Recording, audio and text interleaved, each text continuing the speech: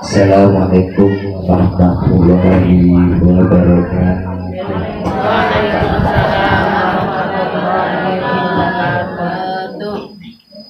Sebelum saya lanjutkan, tadi kurang enak kalau disebut bapak itu, soalnya masih bujang. Kalau bapak itu kan sudah bapak-bapak, kalau saya masih bujang, Cik Joko. Pesan. Masih belum beristri, masih bujangan. Jadi mending Kang atau Mas aja kan lebih enak. Jangan dipanggil Ustadz. Kalau Ustadz itu kesannya malah ngajarin kan.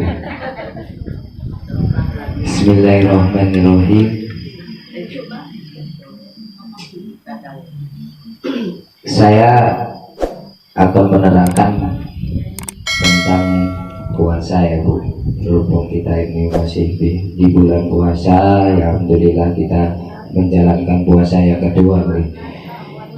Semoga tutup sampai 30 hari. Sebelum saya terangkan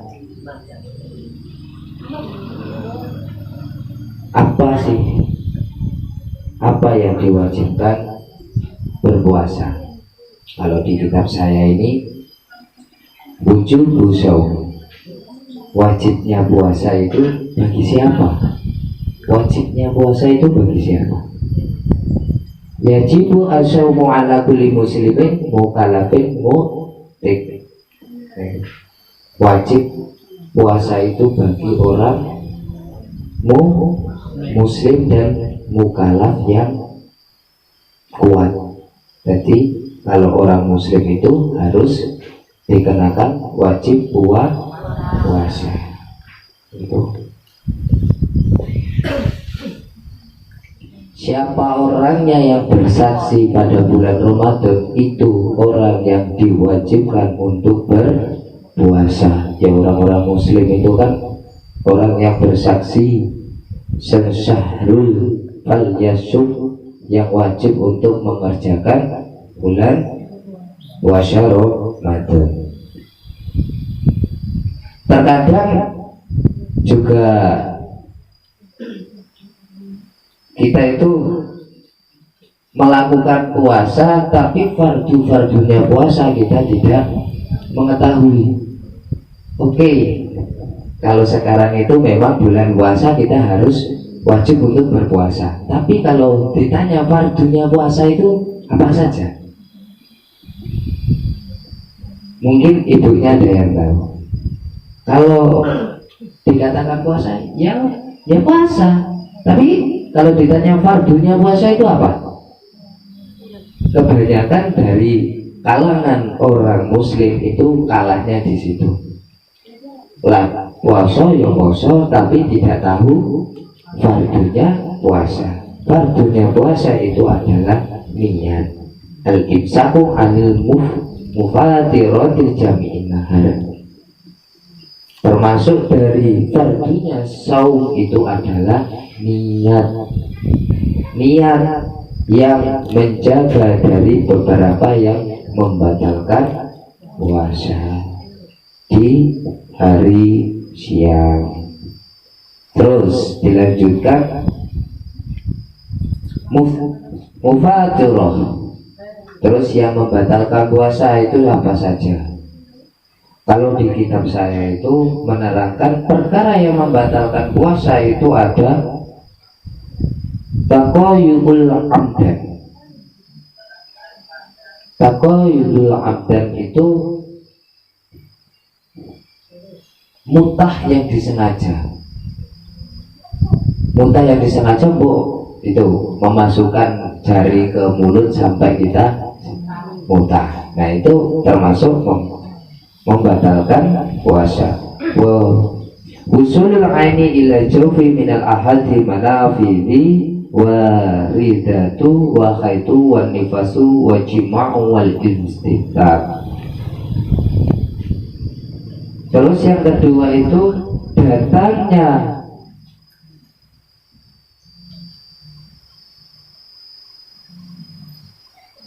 Datangnya barang atau sesuatu yang masuk di dalam perut itu termasuk membatalkan puasa, ya kayak minum dan sebagainya. Pokoknya ketika ada barang yang masuk ke dalam perut itu juga membatalkan puasa, kecuali air liur. Air liur pun itu kalau seandainya sampean itu kumpulkan, sampai sampean kumpulkan, aku saking hausnya kan, air liur itu kalau sampean kumpulkan di mulut sampai banyak terus sampean telan, itu juga membatalkan puasa. Kalau cuman air liur-liur sedikit itu sudah kodratnya memang air liur itu akan keluar.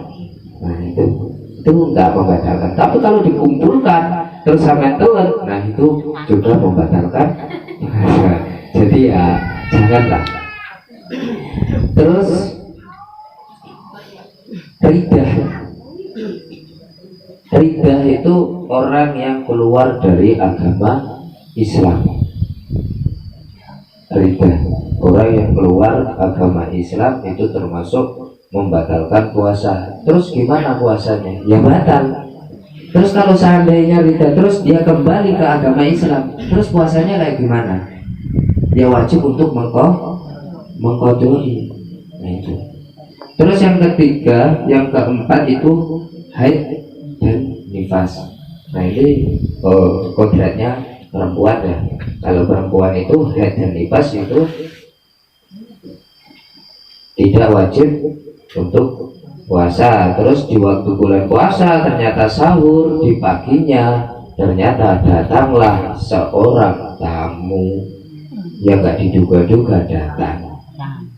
Nah itu batallah puasanya dengan orang yang nifas. Terus yang ini cukup diwanti-wanti ya Bu, apa di hati-hati. Yang ke selanjutnya itu wajima'u wal istimna, wajima. Nah ini kalau bulan puasa itu tidak boleh bersetubuh dengan suaminya. Ini jangan sampai lupa loh Bu, ntar melupa. Nah itu jangan sampai lupa. Kalau wajima itu juga membatalkan puasa. Terus istighfar. Ayamu allati yahrumu fiha shaum. Terus ada hari-hari yang diharamkan untuk berpuasa. Lah tadi itu fardunya saum dan muftiratus saum. Fardunya saum dan perkara yang membatalkan saum, puasa. Terus ini ada hari-hari yang tidak boleh untuk berpuasa. Yahrumu fiha saum. Haram ntar kita itu berpuasa. Ini yahrumu saumu fi yaumi yaumi ayyamin tasyrik wa saumi yaumi aw yaumaini qabla Ramadan. Wa kada as-saumu nisfi as-sani.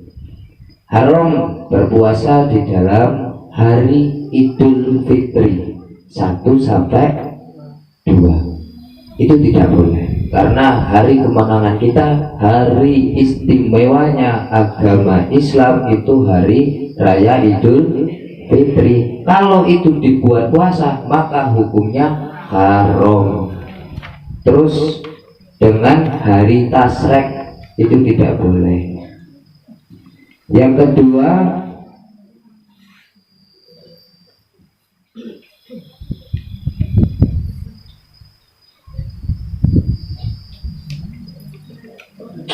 as-saumu makruh agar hadir tahrim. Terus ada puasa-puasa yang makruh itu. Wa as-saumu yaumisyak itu dimana hari kita akan melakukan puasa kok kita itu ragu, maka itu hukumnya makruh. Seumpama kita akan puasa Senin Kemis. Senin Kemis itu kan puasa sunnah ya. Bisa kita dikatakan makruh ketika kita itu mamang, ntar puasa apa enggak ya? puasa apa enggak ya, enaknya puasa apa enggak. Nah, dengan perkara yang ragu-ragu itulah bisa dikatakan puasa yang makruh, padahal itu sunnah.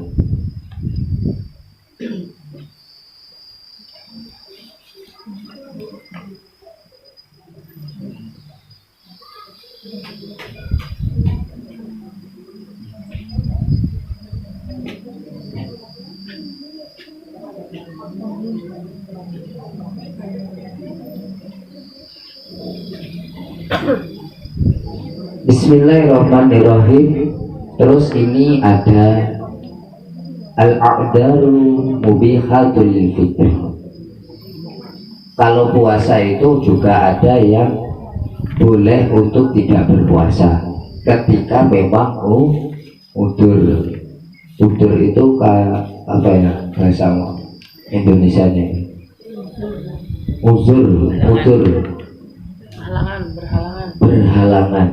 Nah itu seperti halnya orang sakit. Terus ada orang yang safar, bepergian itu juga ada jaraknya. Kalau cuma 1 kilo 2 kilo ya nggak boleh, tetap puasa.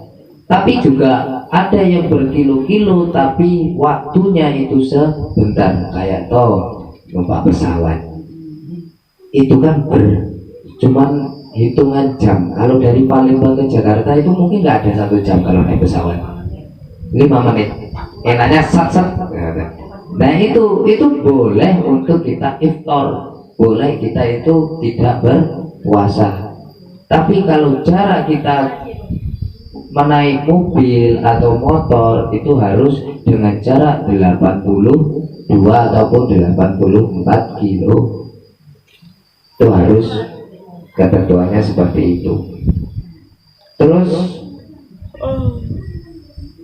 yang ketiga itu kibar sih, orang tua. Nah ini orang tua itu boleh tidak berpuasa.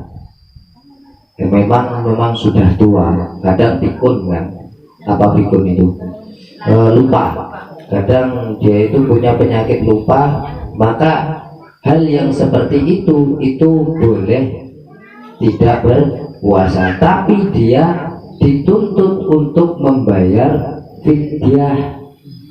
Bayar fidyah itu seberapa? Fidyah itu cuma 1 mud. Hitungan 1 mud itu kita memakani orang fakir miskin sakwareke. Kita makani fakir miskin ataupun yatim piatu itu 1 piring sekadarnya, dia itu kenyang. Kalau sudah kenyang itu termasuk sudah kita melunasi 1 puasa. Itu kadarnya 1 mud. Itu seperti itu. Seperti halnya orang yang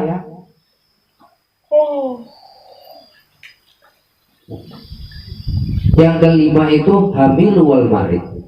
Nah, ini orang yang hamil, orang yang nyusoni, orang yang sakit ataupun orang yang sudah berumur tua itu tidak apa-apa kita tidak berpuasa.